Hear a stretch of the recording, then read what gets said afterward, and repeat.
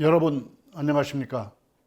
오늘 말씀드릴 주제는 심신을 원만하게 사용하는 공부입니다. 지난 2시간에 걸쳐서 심신을 원만하게 수호하는 공부, 사리를 원만하게 아는 공부에 대해서 말씀드렸습니다. 이어서 오늘은 심신을 원만하게 사용하는 공부에 대해서 말씀을 드립니다. 제가 이어서 말씀드리는 이 세 가지 주제는 총론이 아니라 강론을 이야기해 보고자 하는 목적을 가지고 있습니다. 구체적인 실천 목록을 만들어 보자는 뜻입니다. 예를 들어서 부모님께 효도하자, 이것은 총론입니다. 그런데 효도하기 위해서 매일 전화라도 드리자, 일주일에 한 번씩이라도 모시고 식사 대접하는 시간을 갖자, 이런 것들이 구체적인 실천 항목, 즉 강론입니다. 오늘은 어떻게 하는 것이 심신을 원만하게 사용하는 것인가에 대해서 실천 목록을 만들어 보려고 합니다.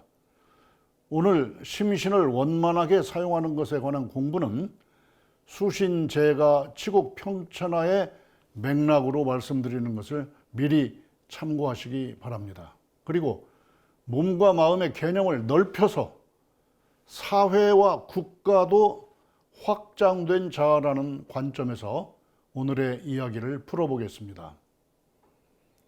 심신을 원만하게 사용한다는 것을 좁은 뜻으로 이해하는 분들은 계행을 바르게 하자, 이런 것이라고 생각합니다.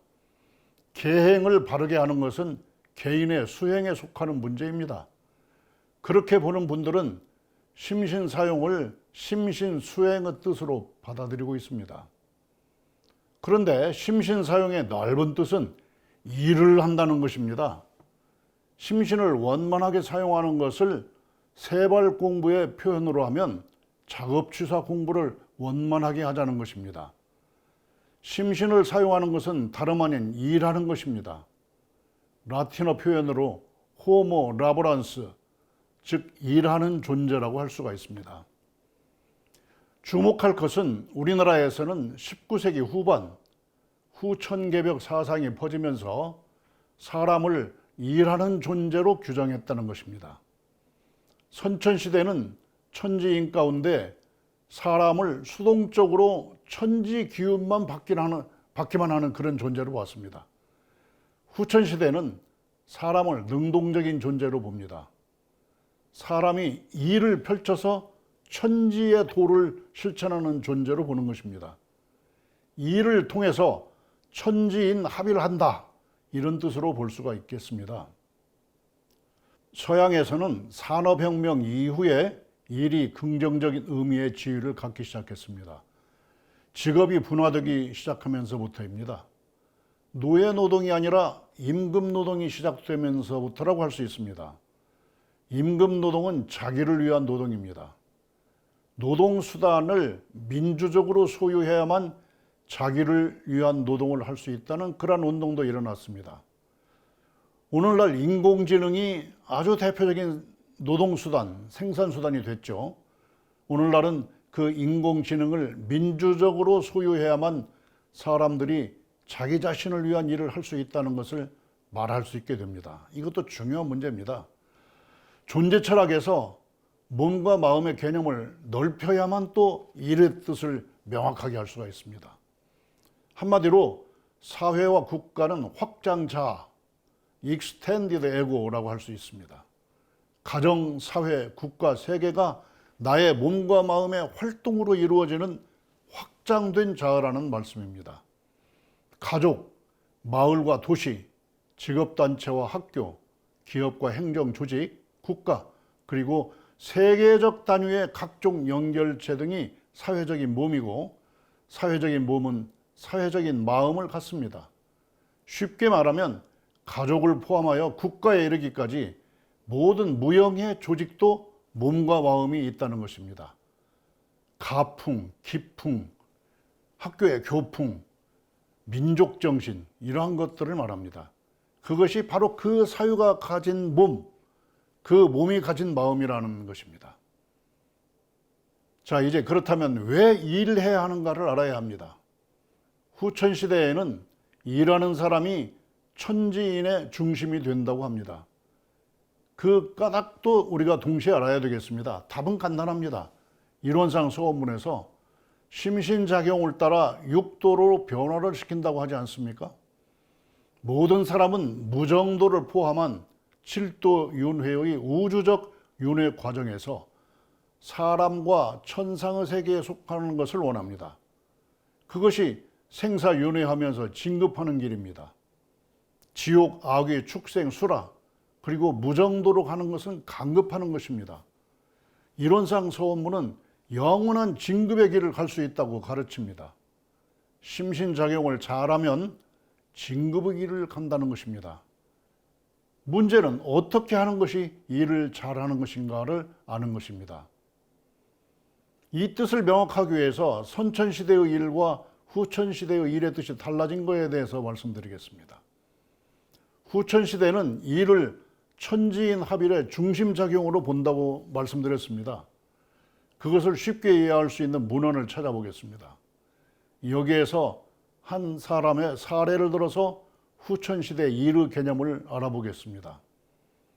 물택신이요 신택심이며 심택사라는 말을 한 사람이 있습니다.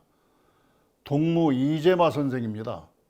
동의수세보원이라는 의학책을 썼습니다.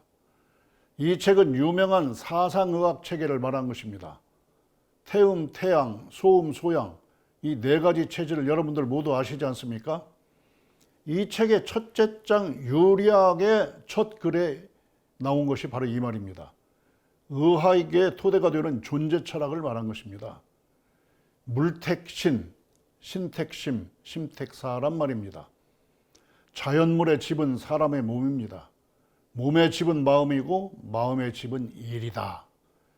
그가 이 말을 어떻게 쓰게 되었을까? 그 뜻을 쉽게 말하면 이렇습니다. 몸을 만드는 것은 자연물이고 마음을 만드는 것은 몸입니다. 그리고 일을 만들어내는 것이 마음이다. 이런 말씀이죠.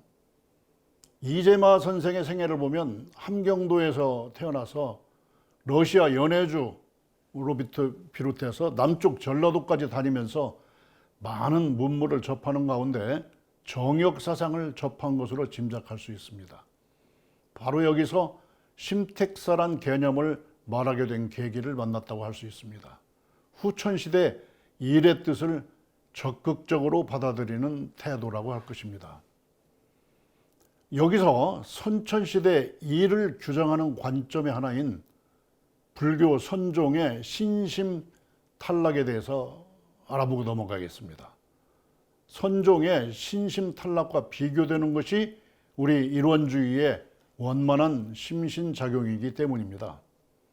중국 송나라 시대 조동종의 여정선사에게 가르침을 받은 일본 스님 도원선사가 있습니다. 도원선사는 중국에서 유학하다가 신심탈락이란 말을 깨달아서 그 깨달음으로 여정선사에게 인정을 받고 일본으로 돌아갔습니다. 그가 일본의 조동종을 창시했습니다. 신심탈락이라는 말은 묵조선의 핵심입니다. 몸의 욕구, 마음의 욕구를 모두 버리라는 말입니다. 그래야만 참 본성을 참는다는 말이 되겠습니다. 현재 나의 몸과 마음은 인연으로 구성된 일시적인 것이기 때문에 그것을 가상이라고 보고 버리라는 말입니다. 불교의 종지에 속합니다. 그래서 응무소주 이생기심이라고 합니다. 본래 없는 것에 바탕에서 마음을 내라, 이런 뜻이겠죠. 그러면 일원주의의 원만한 심신작용에 대해서 말씀드려 보겠습니다. 현재의 나와 공존하는 개체들이 인연 따라 생긴 가상이 아니고 주체적으로 활동하는 실상이라는 것이 일원주의의 관점입니다. 현재의 몸과 마음을 잘 사용해서 윤회의 길에서 영원히 진급을 하고 은혜를 받는 생활을 하자는 것입니다. 인생에 가는 길에서 환경과 조건의 변화가 있을지라도 바르게 일해 나가는 것이 올바른 공부라고 하는 것입니다. 그래서 응변소행 이주기억 하자라고 하는 것입니다. 변화에 따라서 행동하며 그 일을 하자, 이런 뜻이 되겠습니다. 이제 구체적인 실천 항목을 말씀드려 보겠습니다. 먼저 개인이 몸과 마음을 원만하게 사용하는 방법을 알아보겠습니다. 우선 원만하게 사용한다는 말을 다시 풀이해 봅니다. 첫째, 행동을 하고 일을 할 때 순서에 따라서 하는 것이 첫 번째 뜻입니다. 누구나 알기 쉬운 교훈이 있습니다. 속담에 아무리 바빠도 바늘 허리 묶어서는 못 쓴다, 이런 말이 있죠. 바로 그 말입니다. 두 번째, 원만하게 사용한다는 말은 또 이렇습니다. 자기가 하고자 하는 일과 행동, 모든 이 행동과 일에는 음의 작용과 양의 작용이 모두 있습니다. 이것을 고려해서 판단하고 추진하자는 것입니다. 원만하게 사용한다는 말의 세 번째 뜻입니다. 이론상 서원문의 표현으로 하면 능이성무상으로 능이성유상을 지키는 행동을 하고 일을 하자는 것입니다. 본성의 힘이 그 자체로 일을 변화시키는 또 다른 힘이라는 것을 알아서 몸과 마음을 사용한다는 것입니다. 좀 어려운 말이죠. 네 번째, 원만하게 사용한다는 말은 작은 일을 충실하게 해서 큰 일을 성취한다는 것입니다. 작은 일들이 서로 이어져서 큰 일을 이루고 있기 때문입니다. 대소유무로 존재하는 것이 존재하는 것들의 본래 모습이라는 그러한 진리에 따른 것입니다. 비유해서 말씀을 드립니다. 우주는 텅 빈 공간이 아니라 행성들로 가득 차 있습니다. 이것이 대화소의 모습입니다. 그런데 그 행성들은 잠시도 쉬지 않고 자전과 공전을 하면서 생생양독하고 있지 않습니까? 이것이 유무의 모습입니다.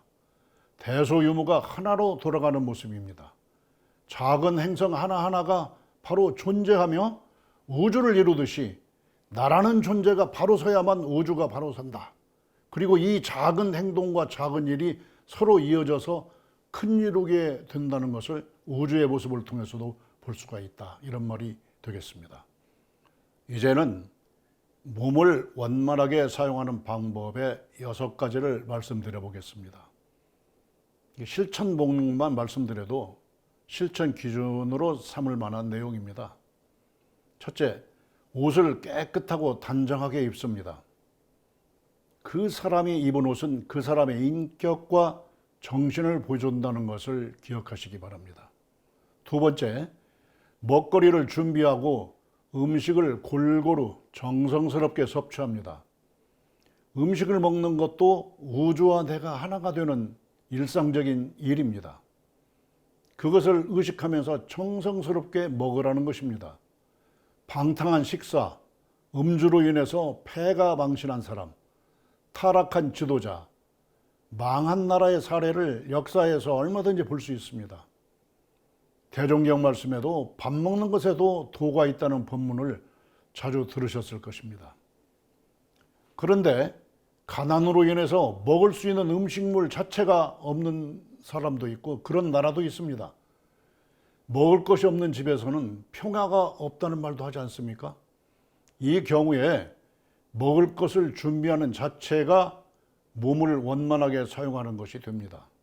사회와 국가가 식량 작업을 위해 준비하는 그 자체도 몸을 바르게 사용하는 공부라고 할 수 있습니다. 소태산 성종께서 제자들과 함께 정관평 방언 공사를 하신 것도 실질적으로 식량 생산을 위한 것이 아니겠습니까? 그런 의미에서 몸을 바르게 사용하는 공부의 출발이었다라고 이렇게 할 수 있을 것입니다. 세 번째, 태도를 공손하되 의젓하게 가지라는 것입니다. 공손하되 의젓하게 태도를 갖는 것을 금도라고 합니다. 예로부터 선비들의 태도를 교육할 때 가르친 내용입니다. 공손한 태도는 복을 담는 그릇을 만드는 것입니다. 그리고 그 태도가 인간관계의 평화를 유지하는 기본이 되기도 합니다. 네 번째, 건강관리, 체력관리, 질병관리를 정성스럽게 하는 것입니다. 몸이 건강한 것은 마음 공부하고 직업활동을 하기 위한 필수적인 요소입니다. 소태산 성존을 직접 모셨던 수계교당의 김영현 선생님이 전하는 소태산 성전의 말씀이 있습니다. 질병 치료를 포기하고 죽을 날만 기다리는 산업부원을 나무라시면서 치료에 끝까지 정성을 다해야만 후생에라도 건강하게 살 수 있다고 훈시하셨다는 말씀입니다. 질병 관리를 정성껏 해야만 후생에서도 건강하게 살 수 있다면 건강관리, 질병관리도 단순히 지금 현생의 문제만이 아니라 내생의 문제에도 준비하는 것이라는 것을 깨우치는 본문이 되겠습니다. 다섯 번째, 계문을 잘 지킵니다. 30계문의 대부분은 몸을 원만하게 사용하는 것과 관련된 항목들입니다. 계문은 감성을 조화롭게 다스리는 것을 목적으로 하는 항목들이 많습니다. 희로애락 애호욕의 7정을 조화롭게 발현하도록 몸의 감성을 조절하는 것입니다. 여섯 번째, 나의 몸가짐과 내가 하는 몸동작이 나로 하여금 은혜와 진급의 길로 가게 하는가, 해독과 강급의 길로 가게 하는가를 대조하는 것입니다. 이제 마음을 원만하게 사용하는 방법을 6가지로 말씀드려 보겠습니다. 첫째, 나의 생각과 행동을 관찰하라는 것입니다. 인과보험과 음양상승의 법칙에 맞게 진행되는 것을 항상 따져보라는 말씀입니다. 두 번째, 진리와 사실을 판단하기 위해서 방법적 의심을 하라고 하는 것입니다.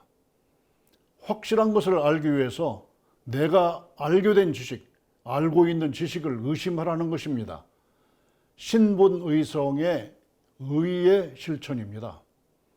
더욱이 오늘날 인공지능 시대입니다. 인공지능에만 의지하는 것은 오류에 빠지는 지름길이라고 하는 것을 다 알고 계십니다. 이 시대야말로 방법적 의심으로 진리를 찾아가야 하는 그런 시대가 된 것입니다. 세 번째, 다른 사람을 배려하는 마음을 갖습니다. 이웃과 나라, 인류를 행복하게 하는 기도를 하라는 것입니다. 그것이 나라와 인류도 행복하게 하지만 나의 마음과 영혼을 넓히는 수행적 결과도 가져온다는 사실을 알으셔야 합니다. 네 번째, 예술적 창작 활동을 합니다. 자기가 선호하는 예술 과목 중에 하나를 골라서 창작하는 일에 전념하면 마음의 안정을 이루어서 밝은 지혜와 실천의 힘을 얻을 수가 있습니다. 다섯 번째, 일상수행의 요법 9개 조항을 실천하는 것입니다. 앞서 계문은 몸의 수행과 관련된 항목이 많다고 말씀드렸는데 일상수행의 요법은 마음의 수행과 관련된 내용이 많다는 것을 참고하시기 바랍니다. 여섯 번째, 앞서와 마찬가지로 자신의 판단과 결정이 나와 사회, 나라의 은혜와 진급의 길로 가게 하는 것인가, 해독과 강급의 길로 가게 하는 것인가를 항상 대조하라는 말씀입니다. 이제는 기업과 학교, 사회와 국가, 세계 사회가 몸과 마음을 원만하게 사용하는 방법에 대해서 알아보겠습니다. 확장된 자아로서의 사회, 국가의 단위에서 실천하는 틀이 필요합니다. 이와 관련한 이론주의적 틀을 만든 것이 정산성사의 건국론입니다. 건국론은 1945년 우리나라의 해방 직후에 정산성사께서 새나라 건설의 틀과 정신을 제시한 것입니다. 사회, 국가적 단위에서 심신사용을 수신제가 지국 평천하의 맥락에서 말씀드리겠습니다. 수신은 평천하에서 완성된다는 관점에서 보자는 것입니다. 전통적인 수행에서도 수신은 평천하에서 완성된다는 관점이 있습니다. 소태산 성종께서 종교의 제도를 개혁하신 자체가 대각의 내용을 제도적으로 완성하신다는 뜻이 있습니다. 최초 법어의 내용과 병든 사회와 그 치료법을 말씀하신 것도 대각의 내용을 사회적으로 확장시키는 것을 가르치신 것입니다. 정산성사께서 세전을 지으시고 건국론을 지으신 뜻도 같은 취지가 되겠습니다. 사회 국가 단위에서 심신을 사용하는 것은 기본적으로 정전의 병든 사유와 그 치료법, 그리고 세전에서 밝힌 모든 조항을 실천하는 것입니다. 그와 함께 건국론에서 말씀하신 내용을 현대 우리나라의 상황에 적용해서 그 실천 목록을 우리가 만들어 볼 수가 있을 것입니다. 여러 가지를 말씀드리겠습니다. 첫째, 국가의 자력을 세우고 국제관계에서 중도주의를 지향하자는 것입니다. 두 번째, 법을 바르게 만들고 바르게 지켜야 합니다. 법기술자들이 개인의 이익을 위해서 법 해석을 조작하는 행위가 없도록 경찰과 검찰, 법관과 전 국민에 대한 도덕적 훈련이 필요합니다. 법기술보다 법철학, 윤리 도덕 정신을 기본으로 연마하는 사회를 만들자는 것입니다. 세 번째, 과학기술의 자력을 양성해야 됩니다. 모든 나라가 과학기술의 자력을 갖지 못하면 주권 국가로서의 자리를 제대로 잡지 못하는 시대가 되고 있습니다. 오늘날 인공지능 기술도 그렇습니다. 인공지능 기술을 주권적으로 개발하고 사용하는 능력을 갖춰야 그 나라가 바르게 됩니다. 네 번째, 종교를 정치에 이용하지 말아야 됩니다. 종교단체가 정치에 개입해서 이권을 장악하려고 하는 일도 하지 말아야 되지만 정치가 종교를 이용해서 권력 유지의 수단으로 이용하는 것도 안 됩니다. 모두가 다 종교의 본래 목적에 어긋나는 태도가 되겠죠. 다섯 번째, 자기 나라 역사를 바르게 아는 역사 교육을 하고 인문학 교육을 바르게 해야 됩니다. 그리고 여섯 번째, 직제교육, 학제교육, 국제교육을 잘해야 됩니다. 좀 어려운 말씀이 되겠습니다. 지금은 개별화 시대입니다. 한 사람이 여러 직업에 종사해야 되는 시대입니다. 그래서 여러 가지 직업 능력을 가질 수 있도록 직제교육을 먼저 합니다. 과거에는 한 우물만 파는 전공 중심으로 교육했습니다. 이제 직제교육을 잘 하려면 여러 학문과 기술을 동시에 익히는 학제교육이 필요합니다. 그리고 세계적으로 교류하는 범위와 속도가 빨라지는 만큼 여러 나라의 문화와 현실을 이해하는 국제교육도 동시에 필요합니다. 일곱 번째, 체육교육을 바르게 하고 예방의학 활동을 정부의 기본 활동으로 해야 됩니다. 현재처럼 치료 중심의 의료 행정도 필요하지만 예방의학 차원의 의료 행정이 더 중요합니다. 평생교육 차원의 체육교육은 예방의학과도 맥락을 같이 한다고 할 수 있습니다. 병이 난 뒤에 치료하는 것도 중요하지만 병 나기 전에 건강하게 만드는 사회가 되자는 것입니다. 여덟 번째, 예의 교육을 바르게 합니다. 예의는 법보다 앞서서 사회 질서를 유지하는 기본이 됩니다. 아홉 번째, 국가 에너지 작업을 유지해야 됩니다. 산업화를 할 때 전기는 쌀이다, 이런 구호를 쓴 나라가 있었습니다. 에너지가 그만큼 핵심 자원이라는 말입니다.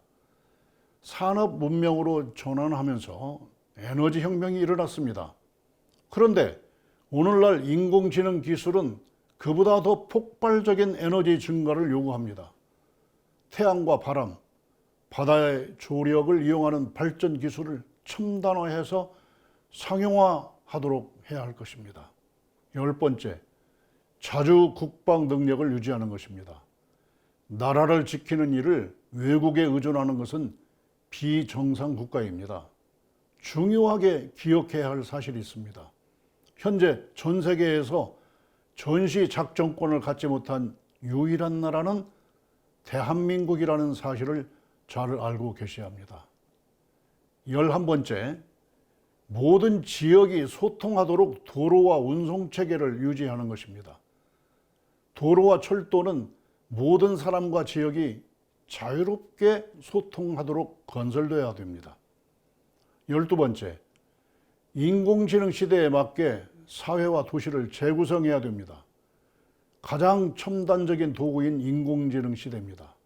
인공지능을 활용하는 사회로 재구성하고 인공지능 기술을 효과적으로 사용할 수 있는 도시로 재구성해야 됩니다.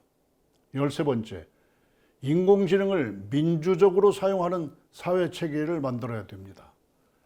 인공지능 기술을 모든 사람이 자유롭게 사용하도록 개방해야 됩니다. 인공지능을 특정 개인이나 기업, 국가가 독점해서 패권을 휘두르면 전 세계의 평화가 깨지게 됩니다. WWW, 월드와이드 웹을 개발해서 전 세계에 무료로 개방한 사람은 영국 사람 팀 버너스-리입니다. 그의 도덕과 평화 정신이 일반화되어야 합니다. 그런 사람들에 대한 공도자 숭배도 적극적으로 이루어져야 됩니다. 그에게 노벨상을 줘야 한다는 의견이 많지만 적극적으로 추진되지 않고 있습니다. 우리나라만 지난 2022년 그에게 서울 평화상을 주었습니다. 14번째, 인공지능을 도덕적으로 사용하는 정신을 제도적으로 만들어야 됩니다. 이 말은 인공지능을 부도덕하게 사용하는 사람, 범죄를 위해 사용하는 사람을 막는 제도를 만들어야 한다는 것입니다.